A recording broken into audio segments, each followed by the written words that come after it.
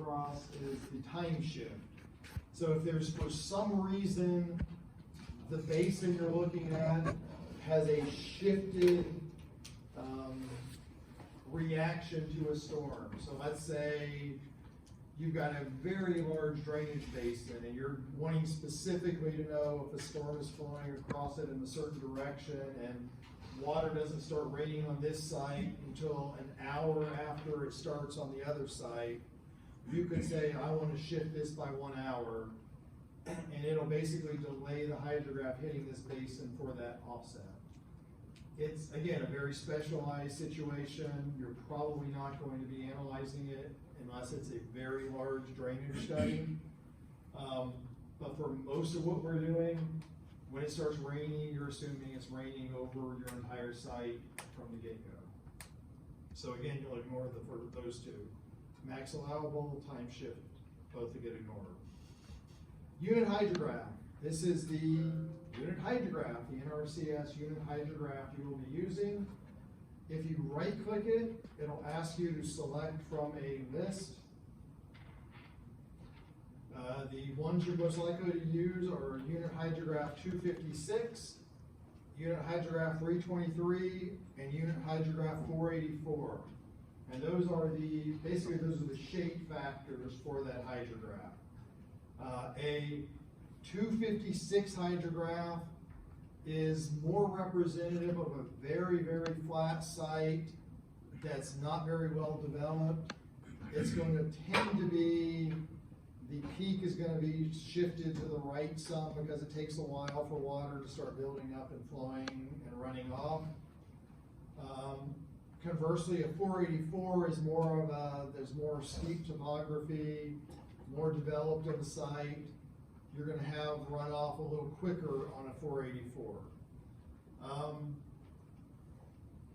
Most of the time, 256 is probably okay for the state, unless it's fairly steeper areas. However, you will run into problems where an agency wants you to be ultra conservative and they'll tell you to use 484. It'll end up giving you a slightly higher peak runoff rate, but it really, to me, doesn't matter because it shifts everything up higher. So your pre is going to be higher, your post is going to be higher.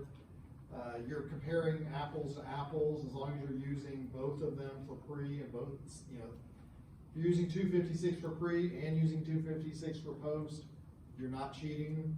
So I think it's fine. But some agencies will say, no, I want you to use 484. 484 is probably a little bit more conservative. For this example, let's just say we're going to use 484. Once you put that in, it'll put in the peaking factor there as 484. Next thing it wants is acreage, or area of the basin, which if you look down here, it tells you it's in acres. This is the one that almost every semester there's at least one group that messes this one up.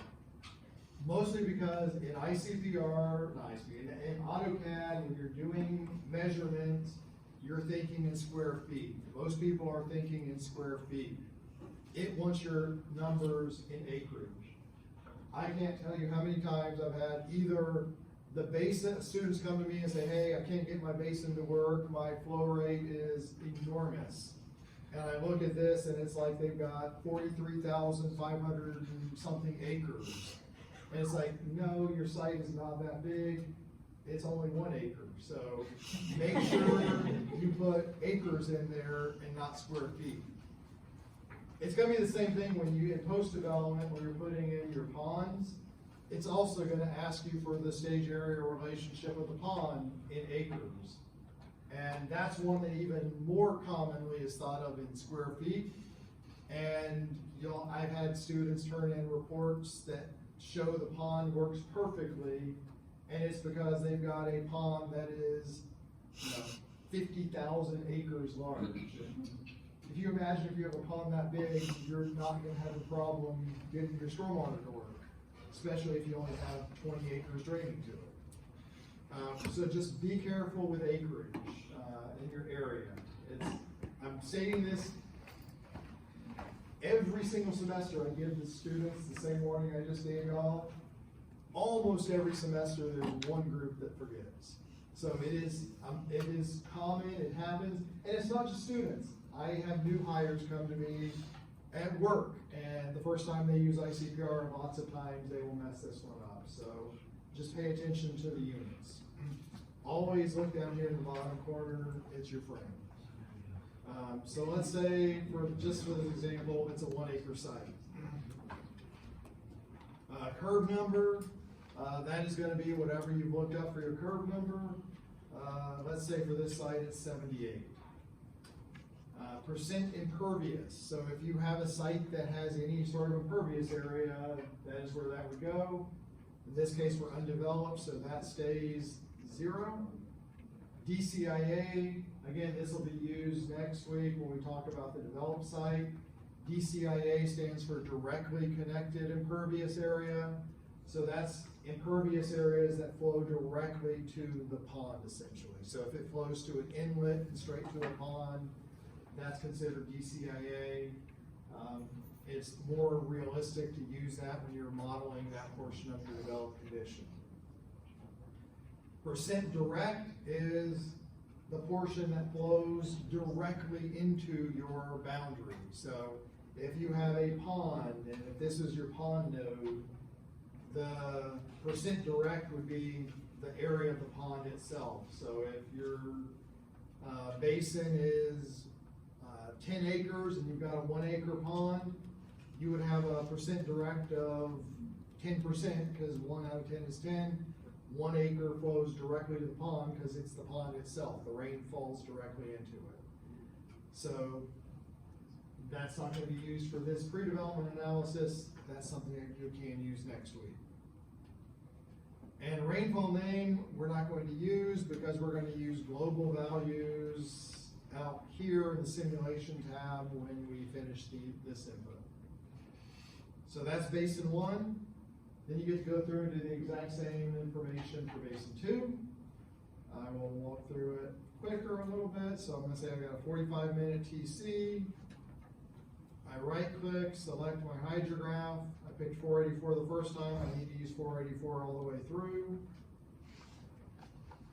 I'm, again, just going to assume it's a 1 acre basin. I will assume all of these have the same curve number, 78. All that's 0. Basin 3, let's say this time the concentration was 40. Right click, select existing, 484 hydrograph. Again, I'll say it's 1 acre, curve number of 78, and that's it. And then you can flip back between them. You need to see what you did. This one's got a 30-minute TC. This one has a 45-minute TC. That has a 40-minute TC. That's it for putting in the basin information. So any questions on that? All right. Next, we will jump over to 1D hydraulics, hit nodes. I've got my 2 nodes. Pre-development node 1. It's already filled in. It's telling me it's a time stage node. I explained to you why your boundaries are time stage nodes. That's all you'll be using for your pre-development analysis, unless, like in the class example where I had that depressional area in the northeast corner, in that case, I would be modeling that as a stage area node because I'm modeling the area that flows into it and how it stages up. You're probably not going to have that situation in your class example, so use time stage. So the first thing it's going to ask you for is the initial stage, and this is going to be based on whatever your tailwater is. So let's say for this site, pre-development node 1 is a ditch along the roadway that you're adjacent to. You've got your survey. You can see where that depression is in the survey. Let's say the bottom of that ditch is at elevation 50 feet. So I will say the initial stage is 50. If it's dry, the bottom is 50, so whatever you're, that it's going to come straight from your survey in this situation.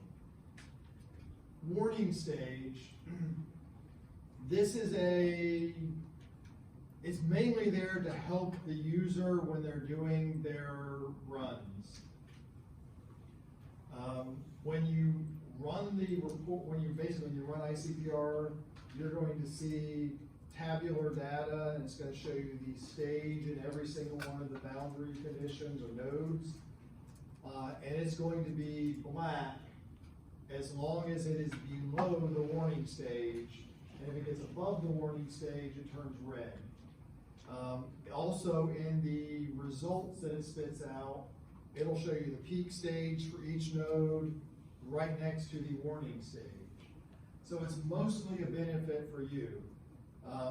Why the node turning red comes in handy is I have run some models like if you ever work do any sort of project in Sarasota County, they have a Icpr model for the entire county. And any project you do that's over, I think it's like 30 acres, you have to model your site. You have to basically add your developed site into their county model. And for every single storm, because unfortunately it's done in Icpr 3, which is not multi-threaded and takes a very long time to run no matter how fast your computer is. Last time I did one for them, every single storm was taking about 12 hours to run. So if you're running 5 different simulations, it's going to take you several days to do the analysis. And you don't want to let it run for 5 days if you look at the results and like your pond has already turned red. The peak stage in the pond is already red. I know this isn't working.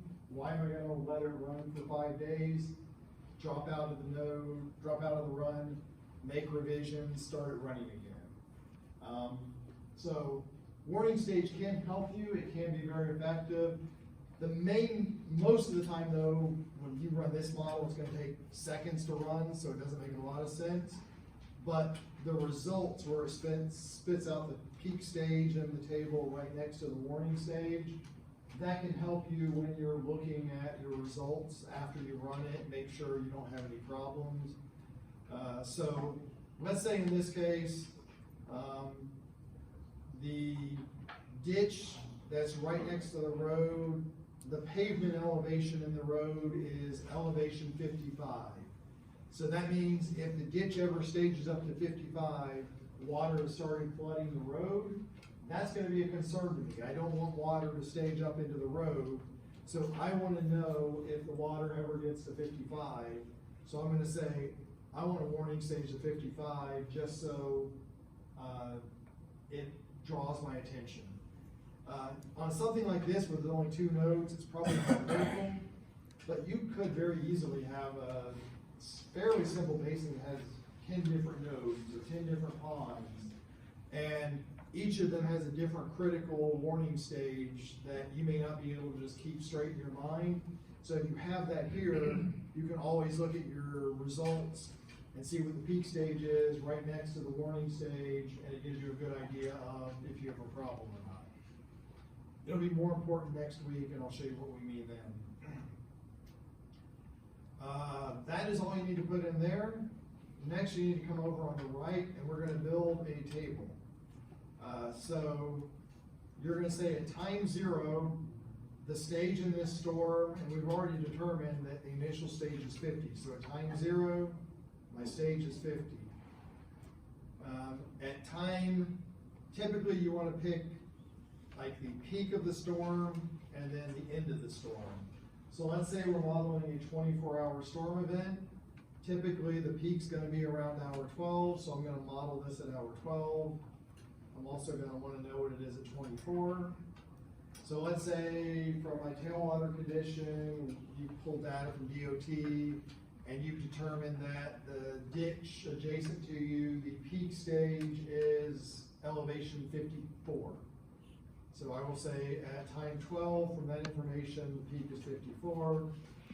And then also from that simulation, I know that by hour 24, let's say it's recovered down to 53. So this is basically showing my tailwater for that stage at time 0. The ditch is at 50. At time 12, it's risen all the way to 54.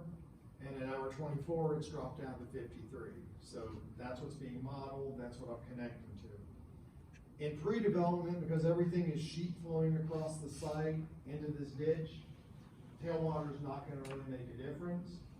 In post-development, where you have a pipe that's connected into that, and that pipe can back into your pond, tailwater can make a significant difference. So it's not as important now. It'll be more important next week. But whatever your tailwater is in pre is going to be the same tailwater in post. So it's good to think about it now, so you've got something put in and you're not just making something up to make it work for yourself next week. So anyways, there's my information for pond or node 1, or yeah, basin pre 1. I will next do basin pre 2. Let's say this is going to a different road. It has a slightly lower initial stage. Let's say it's 48. Warning stage in this case is 52, let's say. I will come over, add those 3 conditions, hour 0, hour 12, hour 24. At time 0, I already said it's 48. Let's see, I've got my tailwater information, I already looked it up. It's gonna be, let's say it's 51. And at hour 24, it has dropped down to 50. And that is my node condition. So that I put in all my basin information, I put in all my node information. Next, I go over to simulations. I'll go to Simulation Manager. Because I pulled in that template, Icpr has imported a 10-year storm event, a 25-year 24-hour storm event, and a 100-year 24-hour storm event. The 10-year storm event is typically used when you're modeling a pipe network. So if you've got a series of pipes you're modeling in the DOT right-of-way or even within your site, you typically are designing that pipe network for a 10-year storm event. That's why it's defaulting to this. I'm not modeling a pipe network here. I don't care about the 10-year storm event. I'm just going to go ahead and delete that one out, which I can just do this, hit delete, it's gone. 25-year, 24-hour storm event, that's typically the design storm for an open drainage basin. So there's a good chance you'll be doing that for your site. 100-year, 24-hour event is a common one for a closed drainage basin. It's also a common one, even though it may not be your design storm, sometimes the city will ask you to run a 100-year storm event just to make sure your buildings aren't being flooded. They don't care about the rates, they just want to make sure when you model a 100-year event, you're not flooding out the buildings on your site. So it's not uncommon to see them ask you to run it, but it is not one of your design storms. The design storms are what you're using for modeling your pond. So you're more than welcome to model a 100-year event, but if you're an open drainage basin, you don't have to. I'm going to leave it in here just for the heck of it right now. So this first tab, yes? You said that those stormwater events got imported from the template that you used? Yes. Is it easy to create them also? Yeah, I'll show you how to do one. No, I'm going to show one once I get this input. So this is basically the output result. So when Icpr does the calculations, it's going to start at time 0 and it's going to run to hour 30. Even though I'm a 24-hour storm event, I'm telling it to run to hour 30. In pre-development, that doesn't matter. You can let it run to 24. But in post-development, a lot of times, water stages up in your pond, and it may be over the weir in the pond after the storm is over. So you may have to run it beyond the end of the storm event just to see what's happening. typically, especially in an open basin, that's not of concern because the peak will have almost certainly occurred well before hour 24.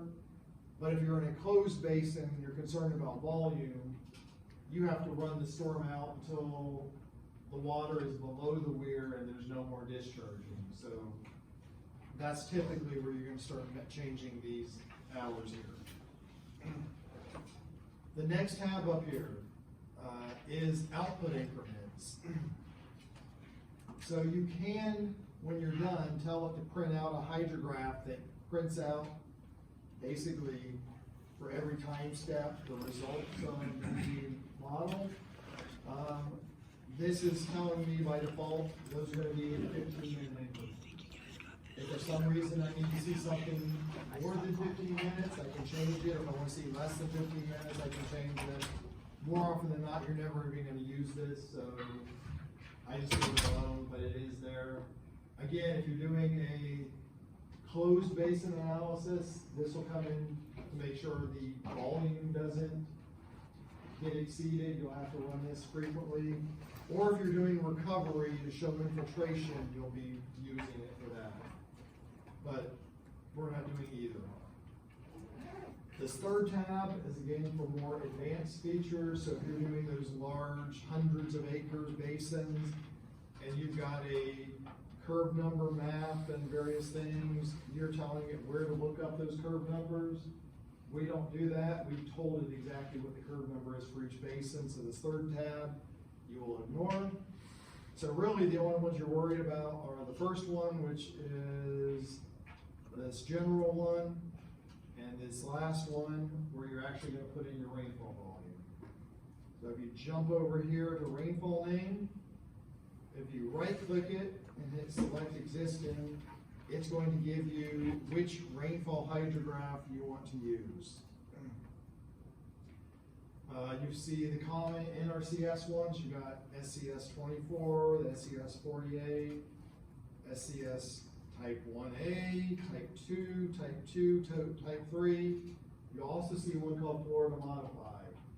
This is the NRCS type 2 Florida Modified Rainfall Distribution, which is the one, if you were to look through the maps for the NRCS methods, it's going to tell you, hey, for Florida, you should be using the NRCS2 Florida Modified. Icpr was developed in Florida, so most of these storms are centered around Florida. So it's very convenient that it's already in there. So for most of the time, you're probably going to use that storm event.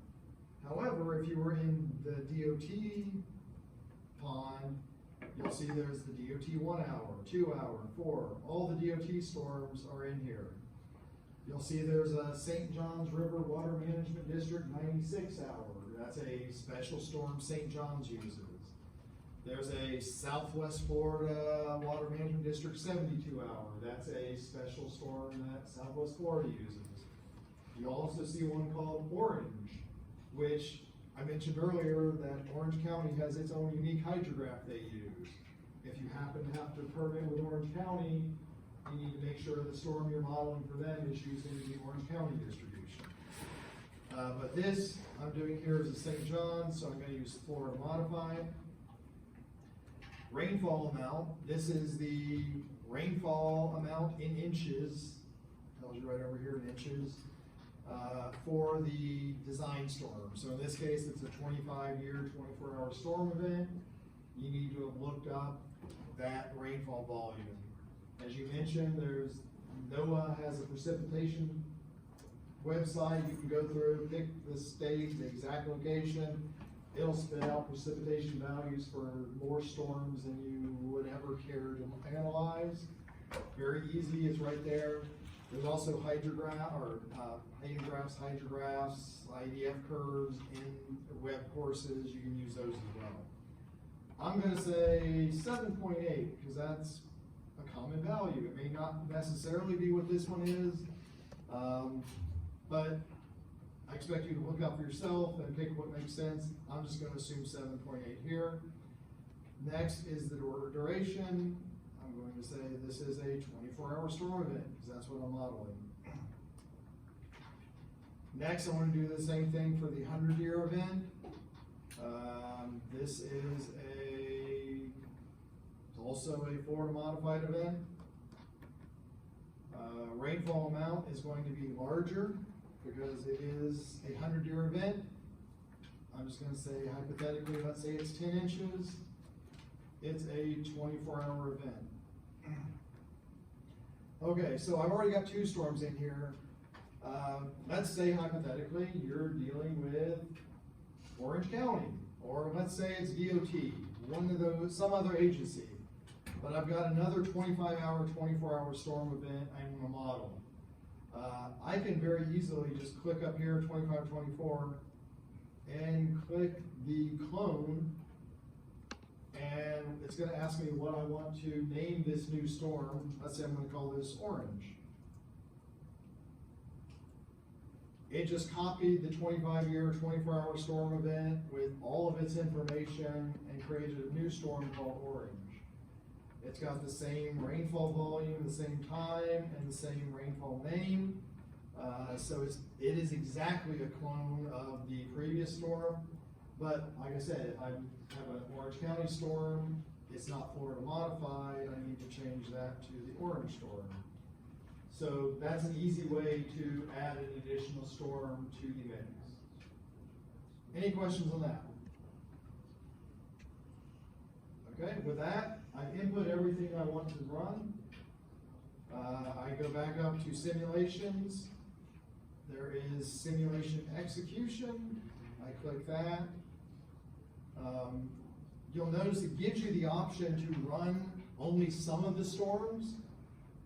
So this would be like, let's say you did have a DOT analysis and you had all 48 DOT storms you want to run. It may take 5 minutes to run every time.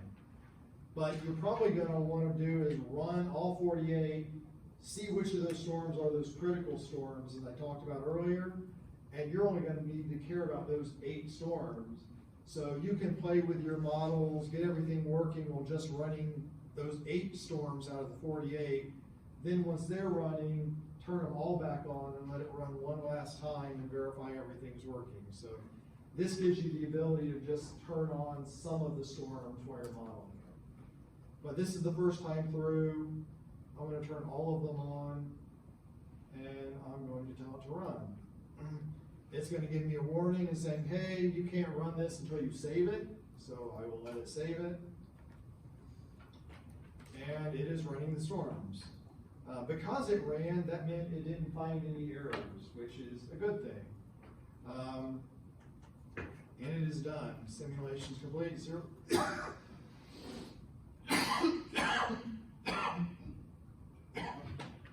Excuse me. When I talk for a very, very long time, my throat gets irritated. So I'm not sick.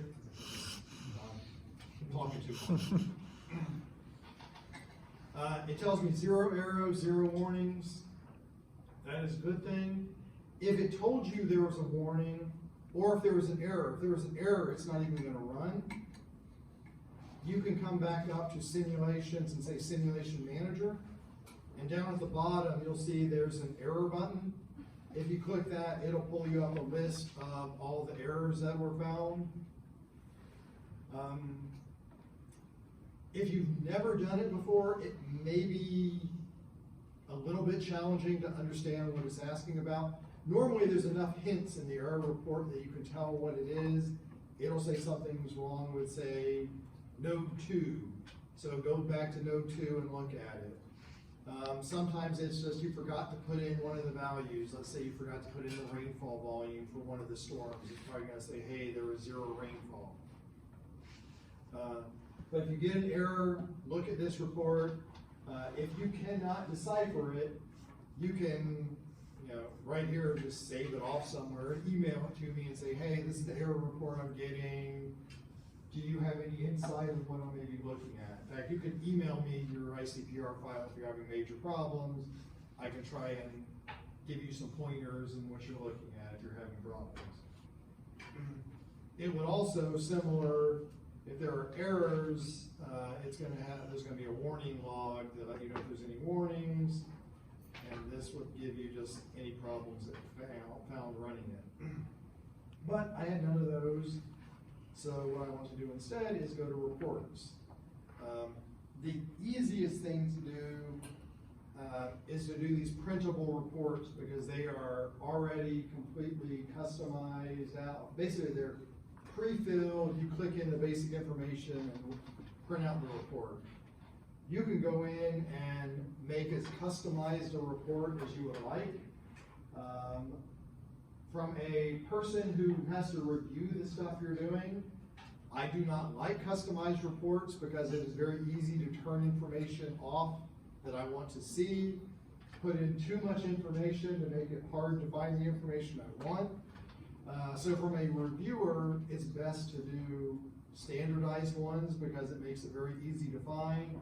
But for your benefit, you may have, maybe you're only concerned about one critical piece of information. You want to make sure that's working. So you could make a customized report, just print it out, scan through it. Once you're sure everything's working right, then go through and do the final reports for the agency submittal. But for me, what I want to see, and this is what you will be required to turn in with your submittal, is if you go to reports, printable, input, this is the input report. I'm just going to title it input. And the only thing you have to do here, make sure all the storms are clicked, click print.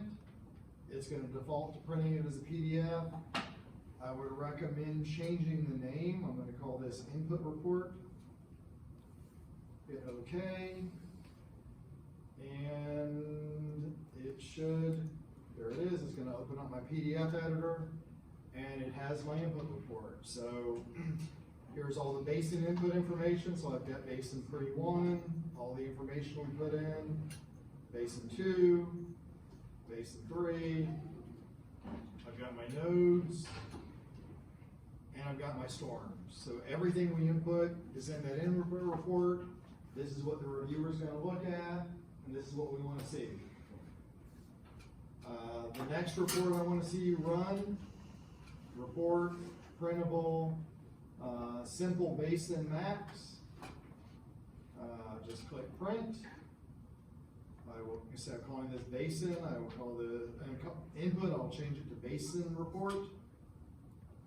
Click OK. So it's going to show me for each of the basins, for each of the storms, the flow rate.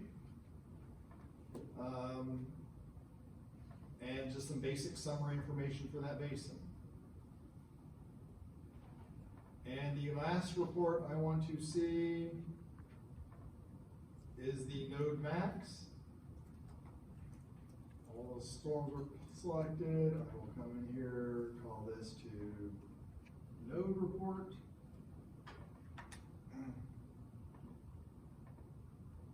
And there we go. So this is showing me for pre-node 1, for the various storms I ran,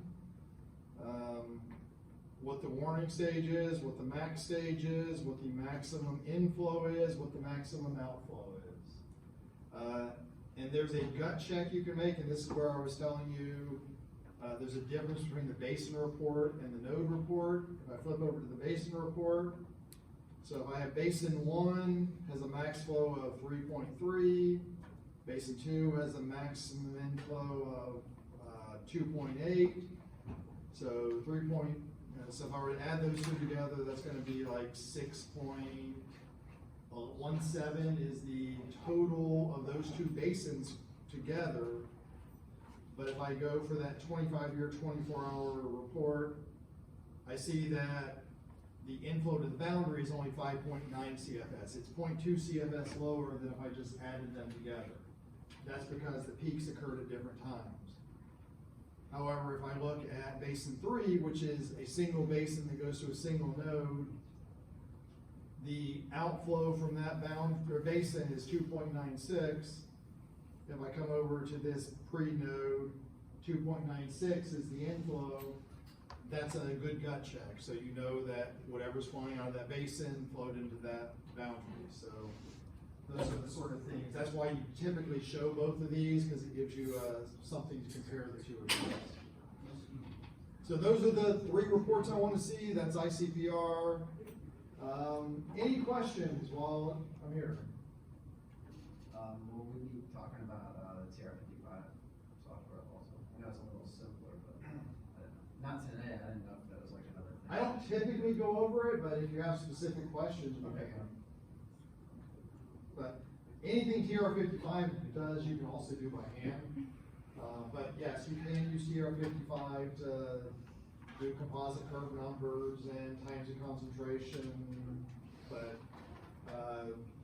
just make sure if you do that, you give me enough input data in the report so I can see where everything came from. Yes? Are we gonna be going over like post-development conditions in the future? We're gonna go over post-development next week. Okay. Next week is gonna be very similar to this, except we're not gonna go over why you're permitting. We're gonna go straight into the, pulling in the information you need for post, talking about pond design, and going through post-development analysis. It'll probably be a little quicker because, not as much to go over, but try to come with questions. I know it's probably dull sitting here watching me go through ICPR, go through detail about all this stuff, but it's really the only night I have with you, so I'm trying to make sure it's as detailed as possible, and hopefully you're following along. Hopefully I'm coming across as approachable. If you have questions, ask me questions, shoot me an email. I want you to learn this stuff. I want you to not be confused, so I'd rather you ask a question and get it right than be embarrassed and not get it right. I try and make sure I teach it and trying to make sure I'm passing things along.